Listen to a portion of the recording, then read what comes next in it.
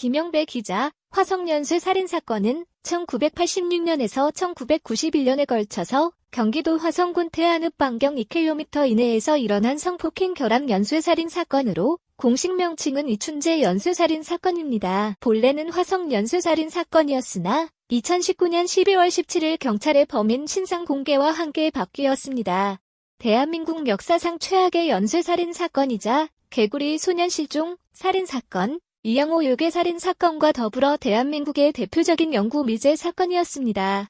7차 사건 이후 당시 버스 기사와 안내양의 증언에 따라 처음으로 몽타주가 작성되었습니다. 당시 한 20대 남성이 정류장이 아닌 곳에서 손을 흔들어 버스에 탔으며 비가 오지도 않았는데 바지 무릎 아래 부분과 신발이 흠뻑 젖어 있어 수상해 보였다고 증언했습니다. 이후 범행 현장에서 400m를 이동한 흔적이 발견됐고 그 흔적이 끝나는 장소가 당시 남성이 버스에 올라탄 장소와 동일했다는 사실이 밝혀졌습니다. 경찰은 당시 마을에서 버스를 탄 사람이 없다는 점, 옷이 젖어 있다는 것은 농수로나 풀밭을 헤치고 나왔다는 증거라고 보고 이 남성을 유력 용의자로 판단하고 몽타주를 만들게 되었습니다. 당시 1986년에 관할 파출소장들은 정권의 눈치를 보느라 1차에서 4차까지 사건이 발생하는 동안 연쇄살인 사건이라는 것을 인정하지 않았습니다. 사건이 커지는 것을 원하지 않았기 때문에 현장을 빨리 태워버리는 등 초동조치 기본이 지켜지지 않았고 이것이 사건 해결을 더욱 어렵게 만들었습니다. 시간이 지나고 2019년 9월 18일 진범으로 추정되는 용의자가 이춘재로 확인되었습니다. 원래 9월 19일 오전 9시 30분에 경기 남부지방경찰청 자체 브리핑에서 발표할 예정이었으나 채널A가 방송상으로 특종 보도를 했고 이후 다른 언론사들이 동시에 발표를 하면서 밝혀지게 되었습니다. 2019년 7월 15일 새로 개발된 전사 DNA 증폭 및 복원 기술로 사건, 현장에 남겨진 증거품에서 새로운 DNA를 뽑아내었고 그걸 토대로 교도소 수감자들이 DNA 데이터베이스와 대조하던 중 일치 판정이 나온 것입니다. 이춘재가 화성 연쇄살인 사건의 진범으로 밝혀진다고 해도 공소시효가 만료되었기 때문에 연쇄살인 행위를 법적으로 처벌하는 것은 불가능합니다.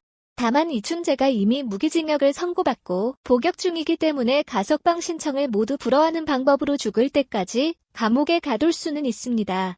앞서 이춘재는 화성과 청주에서 발생한 연쇄살인 사건의 진범이 맞느냐는 질문에 맞다고 답하기도 했습니다. 지난 2일 재판은 지난 1988년 9월 경기도 화성에서 13살 여자아이가 집에서 성폭행을 당하고 숨진 채 발견된 사건의 진범을 가리기 위한 재판이었습니다. 화성 8차 사건으로도 알려져 있는데요. 이춘재 연쇄살인의 8차 살인 사건은 1988년에 용의자가 잡혀 유죄로 처벌받았는데 2019년 이춘재가 해당 사건의 살인범이 과거 처벌받은 용의자가 아니라 자신이 진범이라고 자백해 진범에 대한 논란이 생겼습니다.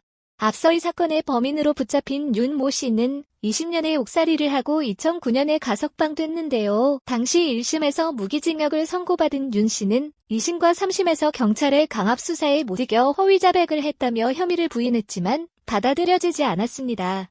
그렇게 윤 씨는 20년의 옥살이를 하게 되었습니다. 이후 해당 사건의 공소시효가 끝난 뒤 이춘재가 뒤늦게 자신이 범인이라고 자백을 했고 윤 씨는 지난해 11월 법원에 재심을 청구했습니다.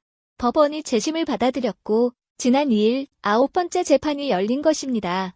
법원은 이춘재에게 진범 논란을 빚어온 8차 사건을 비롯해 수원과 화성, 충북 청주 등지에서 모두 14명의 부녀자를 살해했다고 재확인했습니다.